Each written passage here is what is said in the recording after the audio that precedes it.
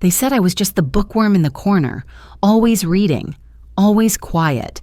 But then the priest stepped up to the mic and announced that the entire wedding, every flower, every chair, every flute of champagne, had been anonymously funded by a $70 billion tech CEO.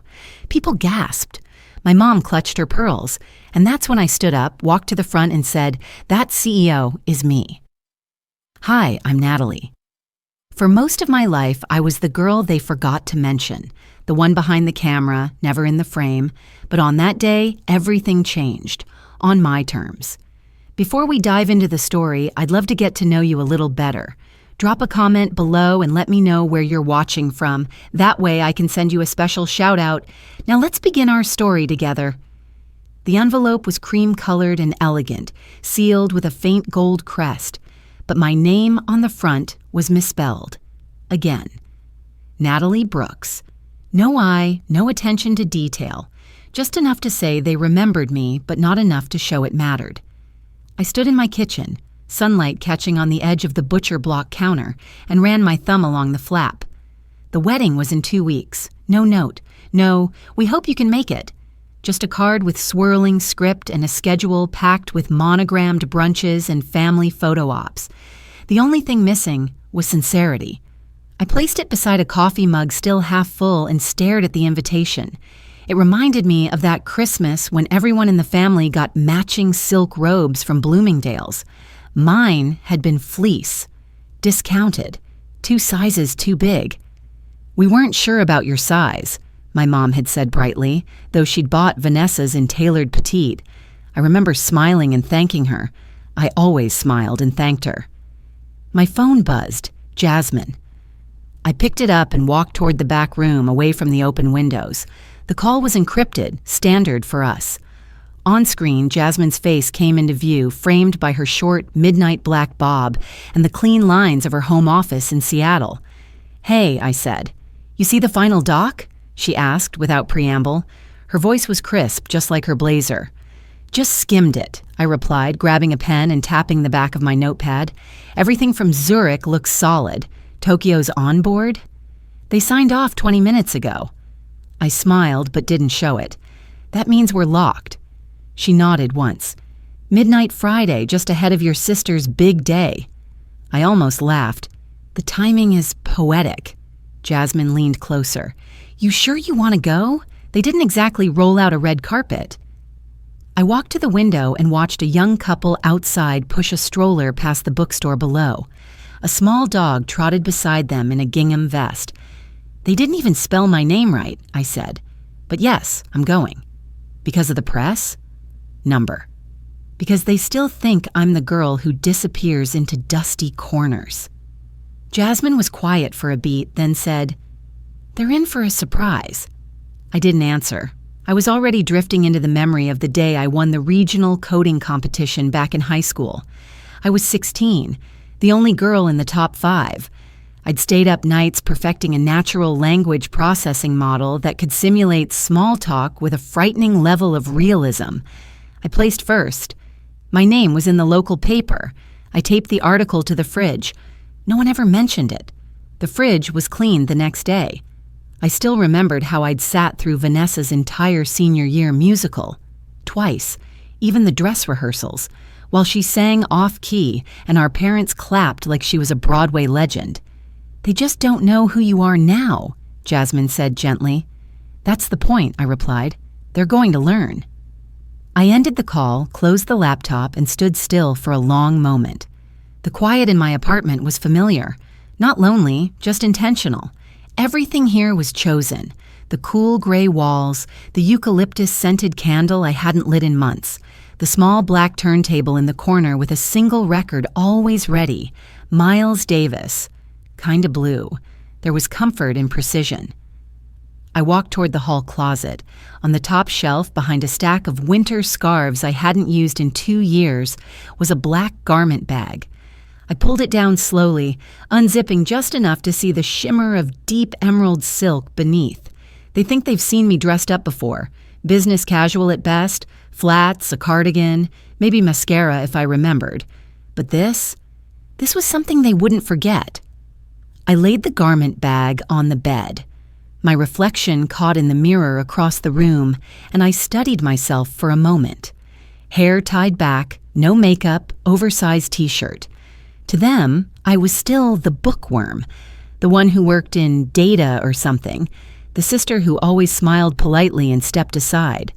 But I knew what was coming, and this time, I didn't need to be invited properly to make an entrance. I turned back to the invitation still lying on the counter. I picked it up one more time and traced the typo with my finger. "They won't see me coming," I said softly.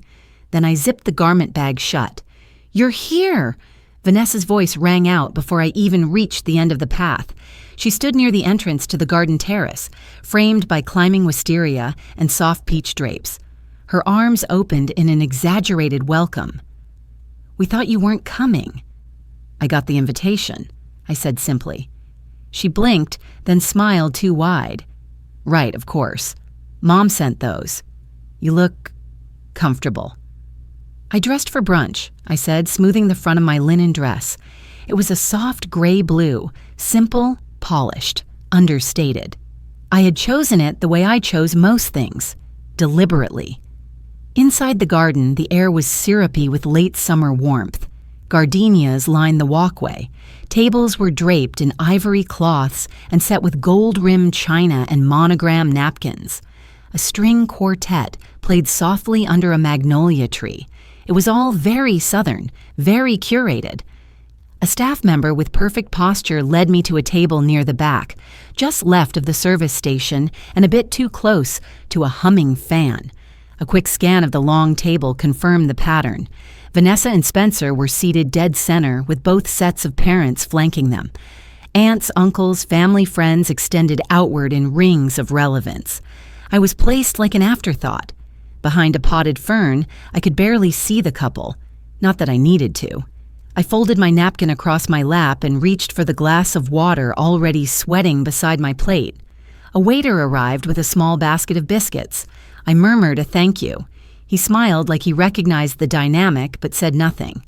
Across from me, Aunt Karen adjusted her pearl necklace and said, "Natalie, dear, what is it you do again?" "Still with the books?" "Sort of," I replied. "I work with predictive systems and large-scale data modeling." She nodded as if I'd said, "school librarian." "Still so smart. Just like when you were little, always in a corner with your head in a book." Uncle Ray chuckled. "You should meet Spencer's Kindle," he added.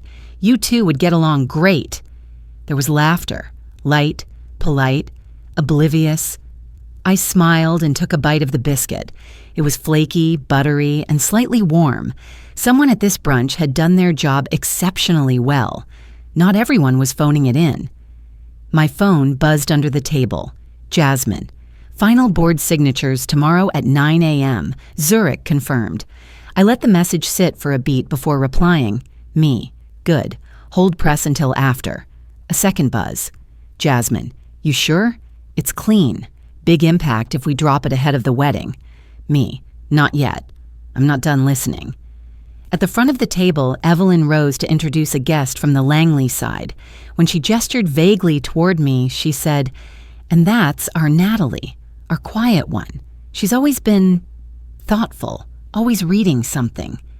The way she said it was gentle, almost affectionate. Almost. I looked up and caught her eye.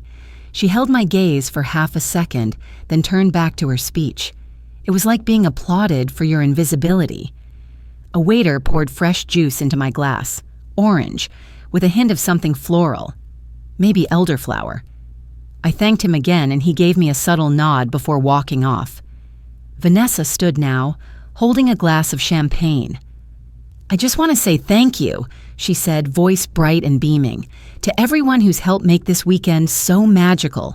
Your support means everything, to me and to Spencer. We feel so loved, so lucky, so seen."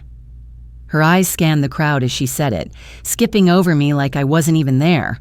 I didn't expect her to name me. That wasn't her style. Her thank yous were always for the people who made her shine, not the ones who held the light steady in the background.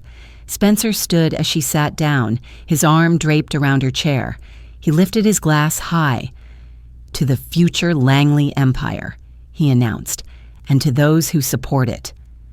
There were cheers, the clinking of glassware, a ripple of approval. I raised my glass slowly, letting my eyes settle on his. I didn't smile. I didn't blink. He grinned at me across the table like he was throwing me a bone. "And to Natalie," he said with mock warmth, "who proves every family needs someone keeping the archives." The laughter was quieter this time. Not all the guests caught it, but I did, and he knew it. I set my glass down without drinking. Aunt Karen reached for another biscuit. "Spencer's so charming," she whispered to me. "You know, he reminds me of your father when he was young." I didn't respond. Beneath the table, I unlocked my phone. Me, Jasmine, deploy. I tucked the phone back into my bag and folded my hands neatly in my lap. Outside, cicadas buzzed faintly in the trees. A breeze lifted the edge of the tablecloth, and somewhere across the country, a quiet system began to hum to life, because I told it to. The chairs were already filled by the time I arrived. Rows of ivory cushions stretched across the manicured lawn behind the Brooks estate, framed by oak trees strung with glass orbs that caught the golden hour light. A quartet played something soft and string-heavy, likely Bach, though I couldn't quite hear it over the hum of mingling voices. I was guided, politely but firmly, to the second-to-last row, close enough to hear the music, far enough not to be noticed. From my seat, I could just make out the ivy-covered arch at the front where Vanessa stood beside Spencer. Her dress was everything I expected: white silk, fitted bodice, soft mermaid train. Her hair fell in perfect waves over her shoulder, and when she turned slightly to laugh at something Spencer said, it caught the light just so. She looked like a bridal magazine cover come to life. Our mother stood a few feet away, fussing with a ribbon on one of the flower arrangements, though it didn't need fussing.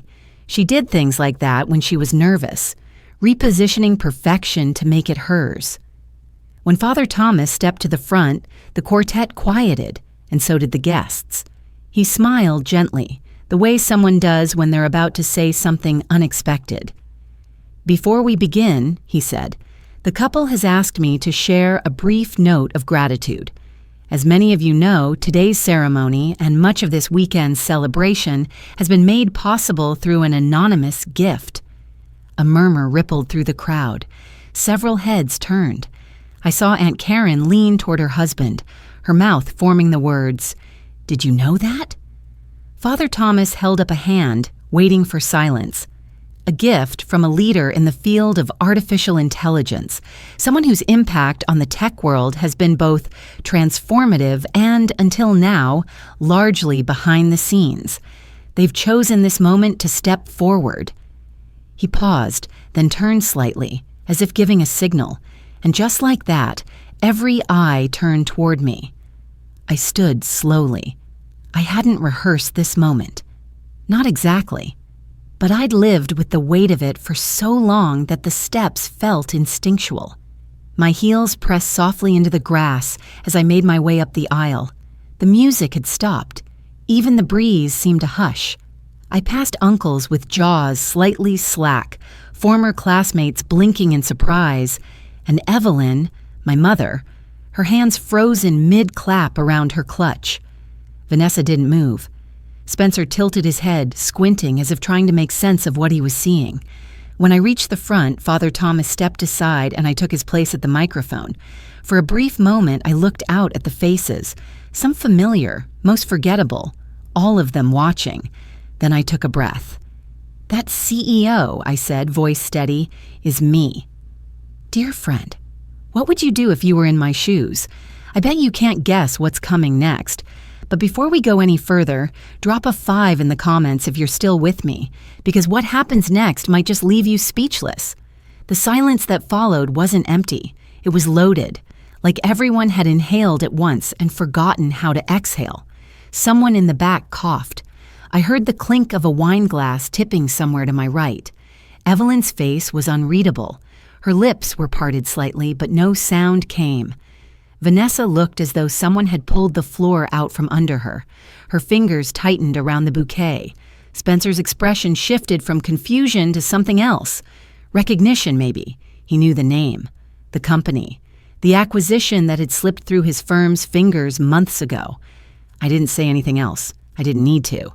Instead, I turned toward the screen that had been set up behind the altar, the one reserved for a short slideshow of childhood photos and engagement highlights. At that exact moment, the projector flickered to life. The image blinked once, then settled. A title appeared in clean white text on a black background. Before the vows, there's something else you should see. And then the music changed. Not live this time, but recorded. A quiet piano track. Gentle, deliberate. I stepped aside. From the corner of my eye, I saw my father shift forward slightly in his seat, elbows on knees. Spencer glanced sharply at Vanessa, who was staring straight ahead like she couldn't, or wouldn't, move. The first image appeared. A teenage girl at a computer desk in a dim bedroom. Cords coiled under the desk, notes taped to the wall, a glow from 2 monitors. Her hair was pulled back in a messy bun. No makeup, no spotlight, just focus. The narration began, soft and measured.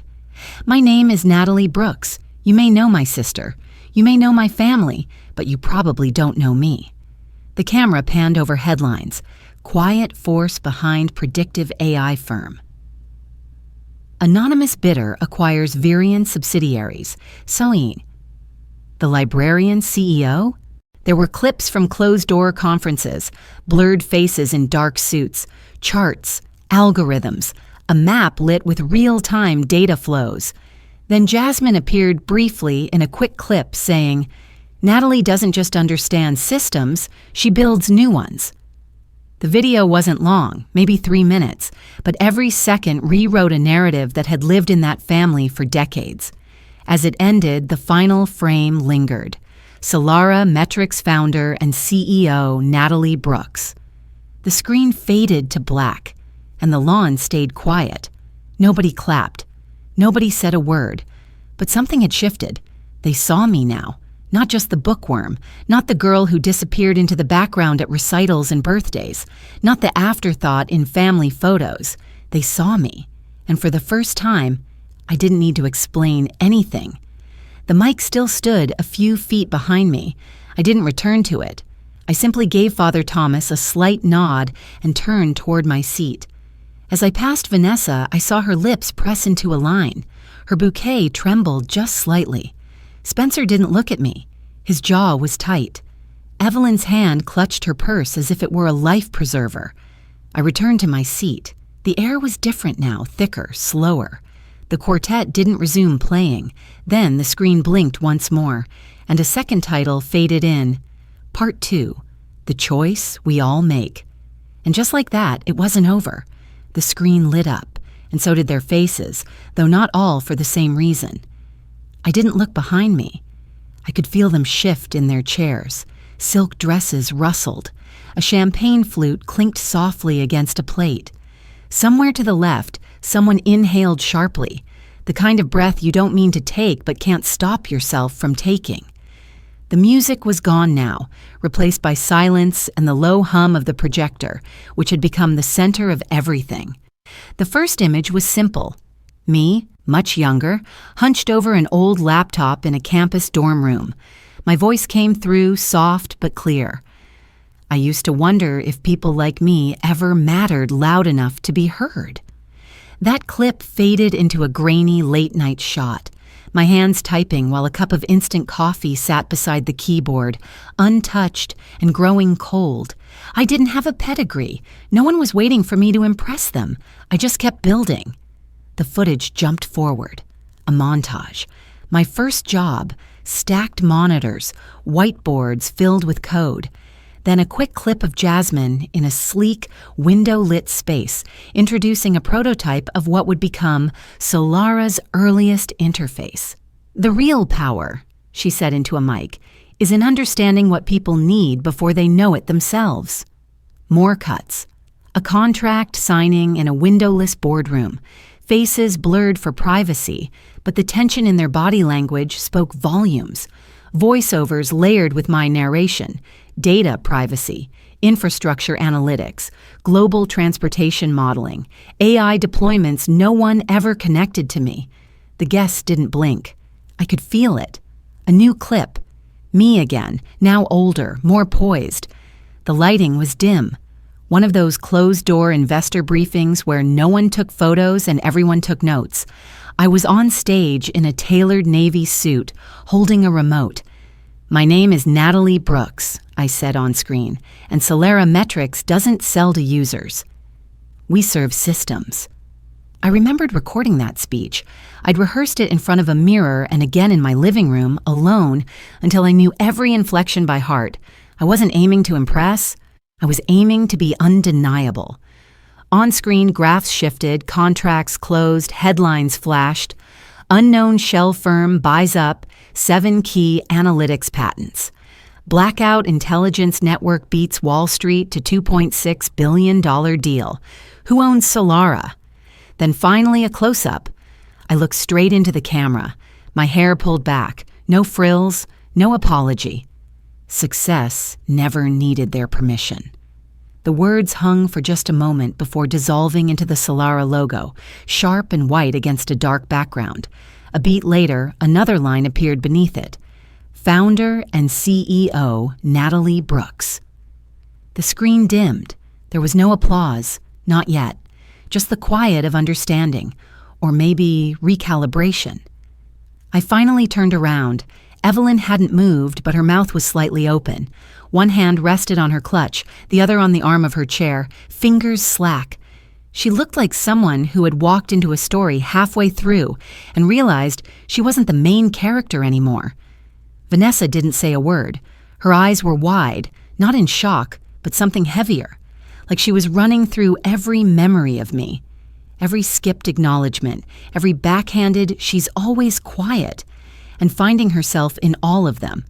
Spencer blinked twice, then leaned slightly toward her. "We tried to buy Solera 6 months ago," he whispered. He thought I wouldn't hear him, but I did.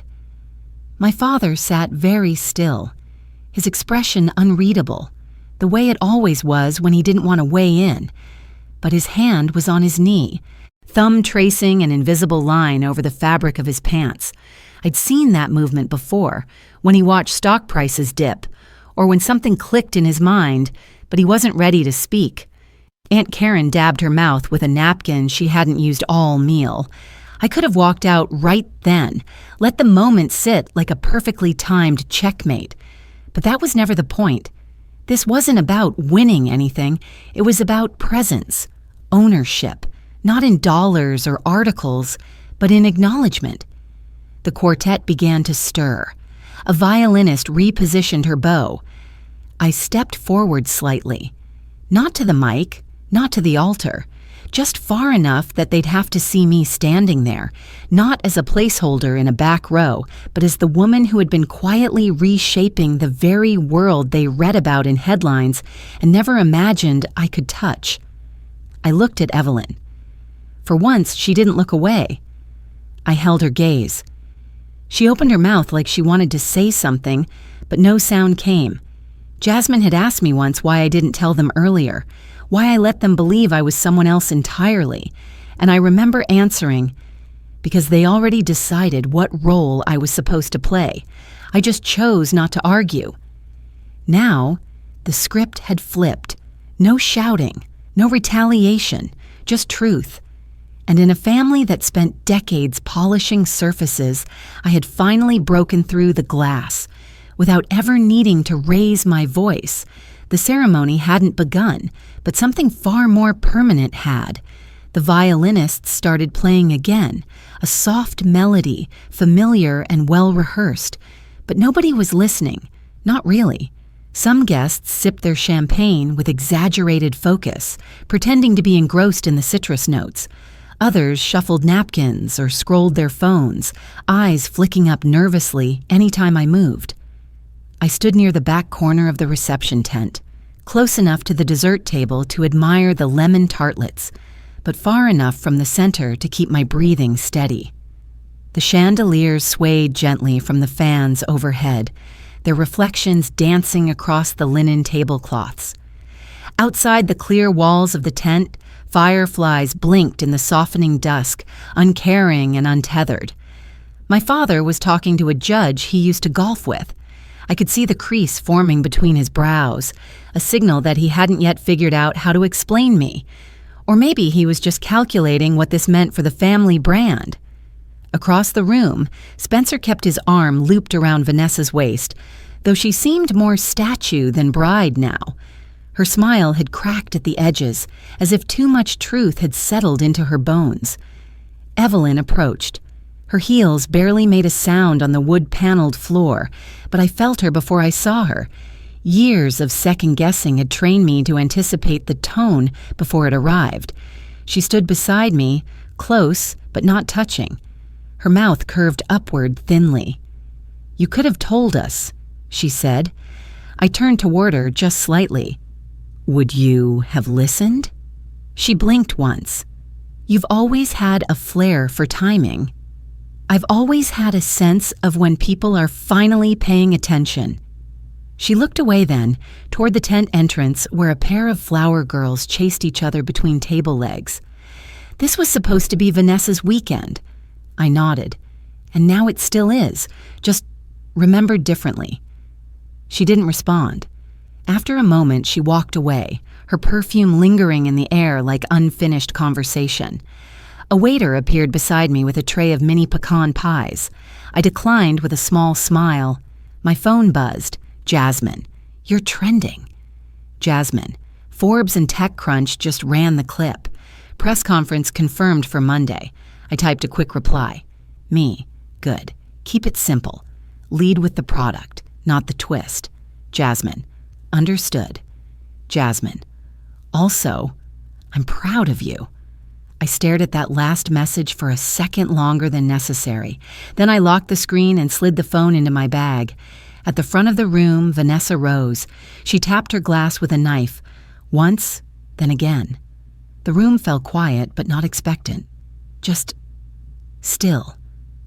"I'd like to thank everyone," she began, her voice lighter than it had been all evening, though the strain showed, "for joining us today, for celebrating with us, and for your patience through some surprises." Soft laughter trickled from a few tables, uncertain and uneven.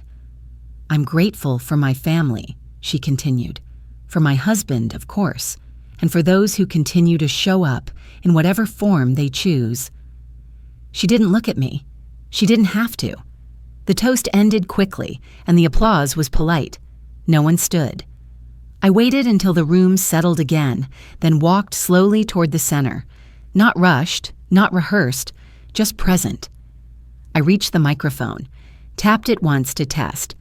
The sound clicked gently into the tent. I looked at the faces. Some were curious, some embarrassed.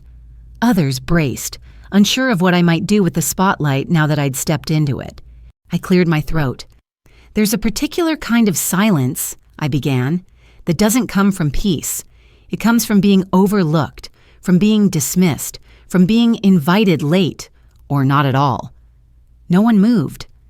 "Silence can be painful," I said, "but sometimes, if you learn to live inside it long enough, it sharpens. It teaches you to listen, to plan, to choose your moment." I glanced toward my mother, whose gaze was fixed on the tablecloth in front of her. My father sat like a man watching a chessboard he no longer controlled. "I didn't come here today to steal anything," I continued. "Not attention, not a spotlight. I came here to show that even the quiet ones are writing stories, ones you never see coming."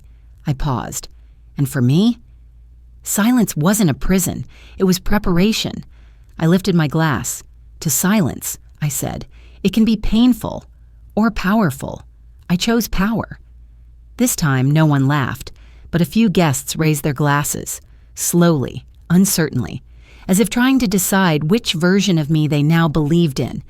I stepped back, left the mic, walked calmly to the espresso cart and asked for a decaf Americano with just a splash of cream.